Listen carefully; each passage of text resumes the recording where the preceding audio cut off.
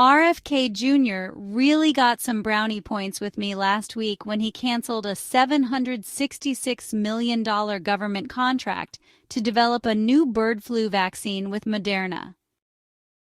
The contract, awarded through the Biomedical Advanced Research and Development Authority, began with a $176 million grant in July 2024 under the Biden administration to support late-stage development and testing of Moderna's mRNA 1018 vaccine against the H5N1 avian influenza. That's bird flu. An additional $590 million was awarded in January 2025 to further advance clinical studies and secure the U.S. government's right to purchase doses in preparation for a potential pandemic. The contract was canceled due to concerns about safety, integrity, and trust, describing mRNA technology as undertested. Andrew Nixon, HHS Communications Director, added, "After a rigorous review, we concluded that continued investment in Moderna's H5N1 mRNA vaccine was not scientifically or ethically justifiable to spend taxpayer dollars, repeating the mistakes of the last administration, which concealed legitimate safety concerns from the public." To be clear, RFK Jr. just stopped the production of millions of stockpiled vaccines that were about to be made for the next pandemic. This is huge, guys. They stopped the deep state pandemic right in its tracks. RFK Jr. also rescinded the federal government recommendation that pregnant women and healthy children get immunized against COVID, effective immediately. The FDA commissioner also said that FDA will no longer automatically approve annual COVID-19 booster vaccinations for healthy people under age 65. All of this happening as the newest subvariant, NB1 8.1, waits in the wings to become the next overhyped health threat. The U.S. Supreme Court's emergency docket, often called the shadow docket, involves urgent applications seeking immediate action. Let's take a look at what's left on the emergency docket before the Supreme Court goes on vacation again. The bulk of these cases stem from the Trump administration's agenda, with the Justice Department seeking to pause the proliferation of lower court orders blocking policies while litigation continues. The third country deportations case. A Boston judge issued an order blocking the deportation of immigrants to countries other than their home nations.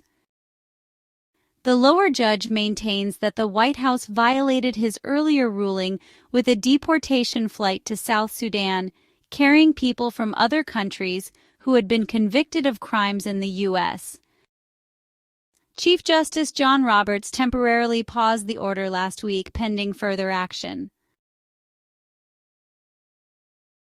Mohammed Sabri Solomon, a 45-year-old Egyptian national, attacked a group of pro-Israel demonstrators at the mall in Boulder, Colorado. Solomon used a makeshift flamethrower described as a backpack weed sprayer containing gasoline and threw 2 lit Molotov cocktails at the crowd, injuring 8 people aged 52 to 88. Witnesses heard Solomon shout "Radical Palestine" chants during the attack. He was arrested at the scene without incident. He told investigators he wanted to kill all Zionist people and would do it again. Police found 14 unlit Molotov cocktails in a plastic container near the scene, along with gasoline and related materials in his Toyota Prius. How can anyone support such radicals calling for death of anyone?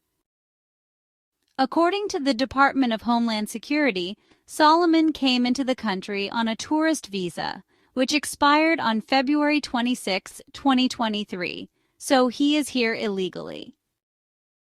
He applied for a work permit and got it in 2023 under Biden, but that also expired in March. Florida officials have uncovered a huge crypto scam being run from inside prisons from cell phones that are smuggled in. The thieves are specifically targeting senior citizens. One man who was 91 years old lost his entire savings of $800,000. We can expect to see this kind of crime across the world, so let your loved ones know. Apparently, the prisons will have to set up network jammers around and within the perimeter, and they are working on that. The state of Florida also set up a hotline to report crypto scams. I will list the link in the video. The USDA uncovered a $66 million food stamp fraud and bribery scheme, which is one of the largest of its kind in U.S. history, involving a sprawling conspiracy to defraud the Supplemental Nutrition Assistance Program, commonly known as food stamps. On May 29, 2025, the U.S. Attorney's Office for the Southern District of New York, alongside the U.S. Department of Agriculture Office of Inspector General and the FBI, unsealed an indictment charging 6 individuals with a fraud and bribery scheme that generated over $66 million in unauthorized SNAP transactions. The defendants, Michael Kehoe, Mohammed Nawafle, Omar Al-Rawashde, Gamal Obaid, Ahmad Al-Rawashde, and Arlasa Davis, a USDA employee, face charges including conspiracy to steal government funds and misappropriate USDA benefits.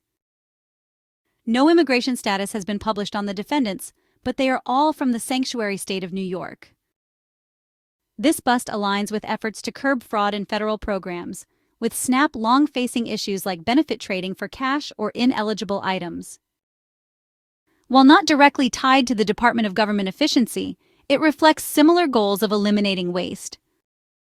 The scheme's scale pales compared to a $250 million Somali fraud case in Minneapolis, where 70 individuals, many from the Somali community, were charged with stealing over $250 million in federal funds meant to feed children, using fake meal programs and shell companies to launder the money.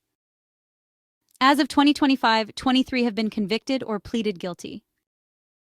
Ilhan Omar, Somali congresswoman, posted a video in May 2020 on Facebook promoting a free food distribution effort at Safari Restaurant, a site later tied to the fraud, where 12 of the 70 charged individuals were associated.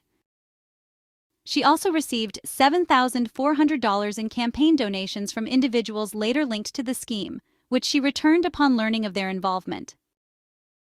In March 2021, Omar held a political rally at Safari Restaurant supporting Feeding Our Future in its disputes with the Minnesota Department of Education. It was an impassioned speech defending the nonprofit, with accusations of targeting the East African community. When the indictments were announced, Ilhan Omar didn't waste a minute turning her back on the group, urging for prosecutions to the fullest extent. Personally, I can't understand why Omar has not been removed and deported, but I must remember that everything will happen in its time.